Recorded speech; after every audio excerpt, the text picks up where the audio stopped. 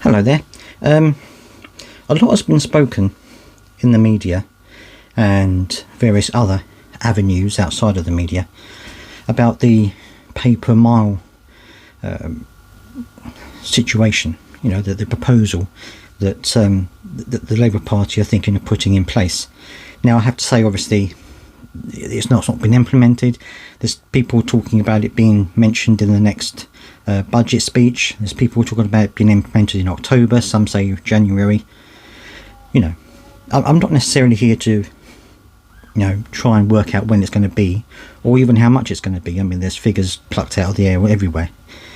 My concern is, there's lots of reasons why it's a bad idea, not just from the angle I'm looking at it, which is disabled people, but I think for everybody, for lots of people, it's a bad idea.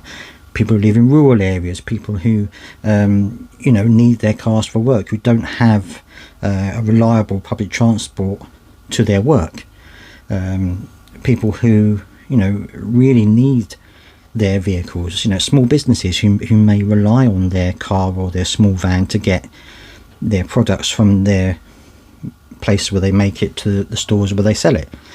Now, obviously, there are probably going to be concessions, I would have thought, for businesses and things like that, and I would hope that there would be concessions for disabled people.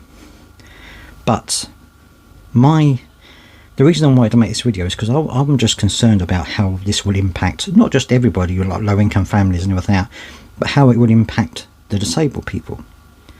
Because, my wife and my daughter are disabled, and sometimes it can be very frustrating to be at home, not being able to go out, not being able to do anything. It can be a very frustrating situation. And if you are on your own and you're a disabled person, a lot of people in that situation rely on their cars for their independence.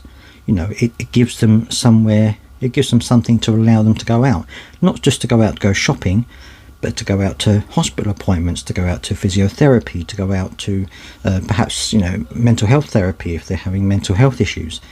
It allows them access to services, and it allows them to go and do the things that a lot of people would say is a good idea for them. Mental health patients will say, mental health specialists will say, exercise is good for you. It may be the difference between them being able to go to the gym or being able to go for a run and not. So I think there's a whole issue to this. But my concern would be for the disabled community, because I think that even if there is a concession, which I'm hope there would be, that would, I imagine, still be more than what they currently pay, and that would be a big issue in terms of a lot of disabled people are living very, very meagre lives, because if they can't work, if they're unable to work, they're living on benefits, and benefits is not as this amazing fountain of money that a lot of people think it is. It's sometimes very difficult to make ends meet. If they've then got to pay this extra tax on top, which I'm not going to talk about the figures because other people have talked about how much it might be. It's going to be crippling for a lot of people to do that, and I just feel as though the government obviously want to recoup some of this money they're losing through electric cars and low emissions cars who aren't paying much tax, and I understand that they need to get money in through those means, but I just think paying per mile is just the wrong way to go about it. It just seems to me as though it's going to cause a huge amount of trouble. So many people are going to be even more destitute if they have to pay for this, as they are already. Is the public transport infrastructure able to cope with an additional number of people that go, I'm not going to take my car, or I can't afford to take a car, I'm going to take the bus? Buses are becoming more expensive, trains are becoming more expensive. So, there has to be a balance. If you're going to tax people out of their cars and onto public transport, you have to make public transport easy to access, and you have to make it affordable. Now, I don't think that is the case at all. You know, my brother lives 30 miles away from where I live. And I can get a bus to the train station. I can get a train to his town and get a bus from his town to his house. That would cost me far more than it would to put petrol in my car and drive from my house to his house. Now, of course, that's what a lot of people are saying, that they don't want people to get out of their cars and take public transport. But if that's the case, then you're going to be making people pay either a lot of money for their cars or a lot of money to use public transport, because it's not cheap.